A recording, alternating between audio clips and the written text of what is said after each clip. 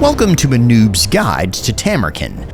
This is Tamurkhan! Well, not really. That's a rotten flesh puppet shaped like an ogre. That's Tamurkhan.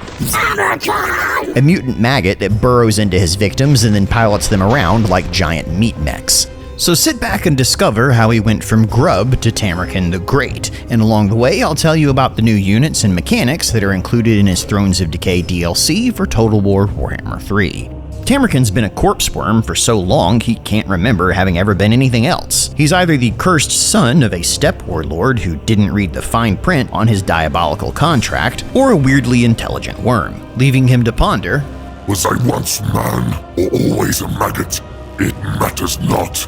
No man can kill me. It was Promised, the tide of Nurgle will roll over this land. While lacking physical size and strength, Tamurkhan can pull a Jim Henson special and spreads the cheeks of his victims before inserting himself into various orifices. Then by twitching and wriggling just right, he makes them dance like Muppets on a Sibian. You won't be hopping around like a March hare and mounting bodies here, but he does get the Feast of the Maggot Lord ability, where if an enemy lord or hero is nearby when Tamurkhan's life reaches 0, they'll take massive damage, and he will get a little bit of health back, as if he had jumped into their body. His current body, and the one you'll be playing at the game's start, was once named Karaka Breakback Mountain. An ogre tyrant who beat Tamurkhan's meat in a duel, only to have the sweet smell of victory turn into the rancid taste of defeat as 12 inches of uninvited worm slid down his throat. His body combines all the defensive benefits of being a giant ogre with the healing and resilience of being a servant of Nurgle, making this mountain of diseased meat harder to beat than a Viagra-fueled diamond dick.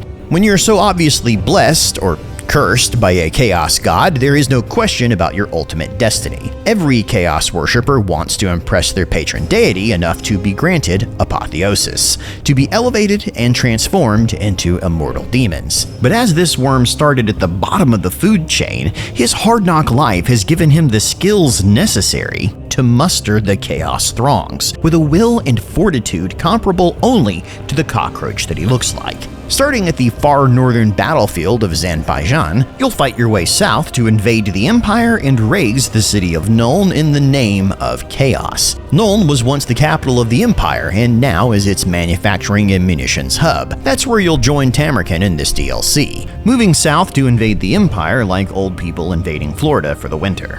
Even though Tamurkhan is a Nurgle race option, the game nudges you to use non-demonic units, with a roster that feels like a best hits mixtape of Chaos worshippers thanks to Tamurkhan's Chieftains mechanic. You'll use his Dominance resource to unlock chieftains to join your horde, which is gained through beating up lesser tribes and generally throwing around your body weight like the overstuffed warlord Tamurkhan is. Each chieftain recruited adds new abilities and units to your army. Chieftains are counted as heroes, so you can mix and match them however you see fit or make a doom stack of diarrhea.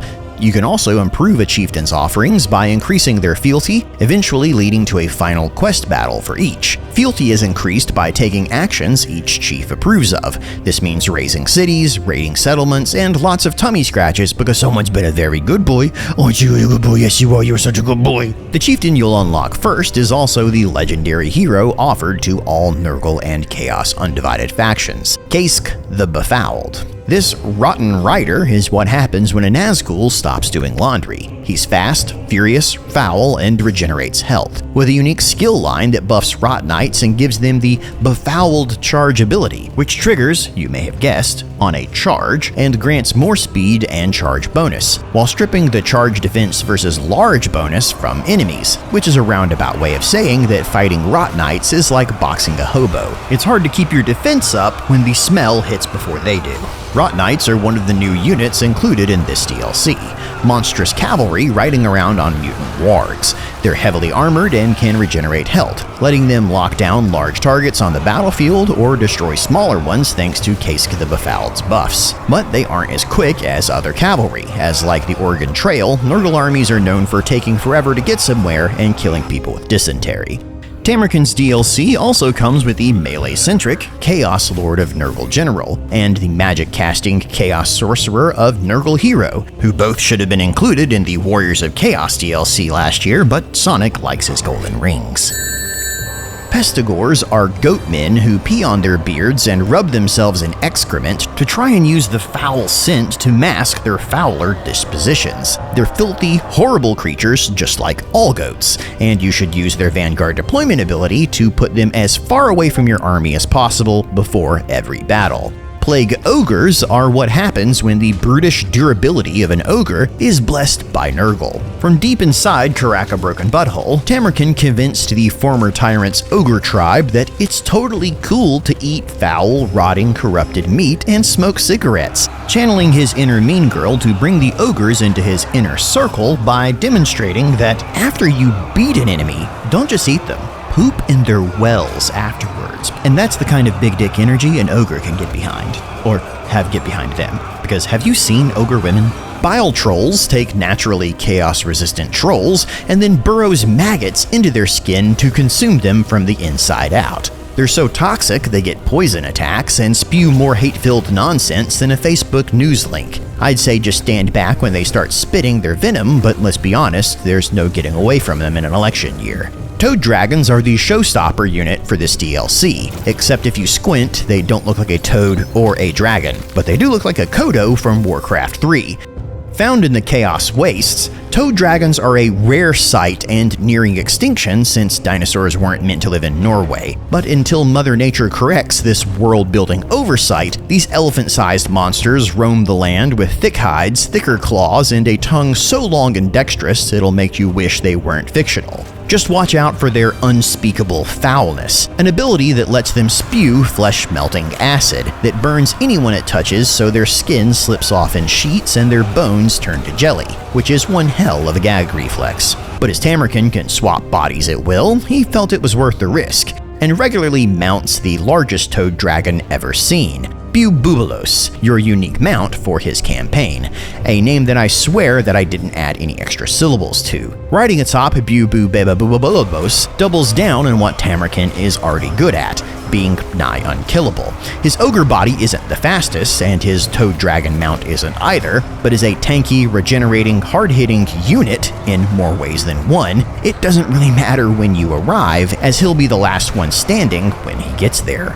Now that you've got an idea of exactly what Tamurkhan was packing, you're likely wondering how he managed to get on with his invasion of the Empire and conquest of Nuln. The Epic of Tamurkhan is a hilarious, historically accurate portrayal of the pitfalls of ancient warfare, where a foreign warlord marches south with only a vague description of where he's going, recruits other tribes and cultures along the way, only to have never-ending problems with them, getting them to follow orders, stop fighting each other, or maybe not strip the countryside so barren it would make a lap dancer blush. Half of his invasion army was lost from guerrilla warfare with greenskins, dying from starvation crossing the Mountains of Morn, or wound up as dragon feces during a side excursion into Cathay where a literal meteor was dropped on top of them. But did those setbacks stop him? No, because Tamurkhan is the little chaos engine that could. When Tamurkhan's horde faced an actually disciplined army of chaos dwarfs led by Drazoth the Ashen, they beat the bovine-enhanced stunties all the way back to their citadel, but then had as much chance of getting inside as a gigolo at a convent. Realizing that, hey, sieges suck in Warhammer 3, Tamurkhan cut a deal. They then celebrated their pact by forging Tamurkhan a noxious double-headed axe called the Black Cleaver, which you can pick up in-game.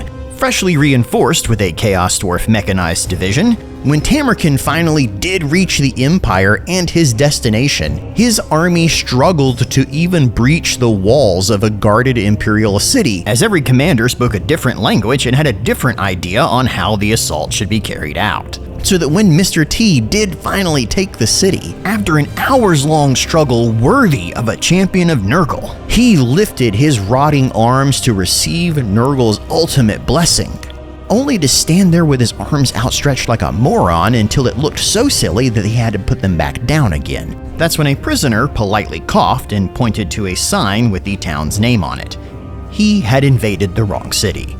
Unable to even scream in frustration as his jaw had rotted off by this point, Tamurkhan pointed a mutated arm that writhed with maggots towards Nuln and gurgled a roar of attack, because facing a demonically extended lifetime of adversity had taught him that he was Tamurkhan. not Tamurkhan. And just like the common cold and that week-old burrito you found in the fridge, his onslaught will not be stopped. And now, neither can you, because this has been a Noob's Guide to Tamurkhan.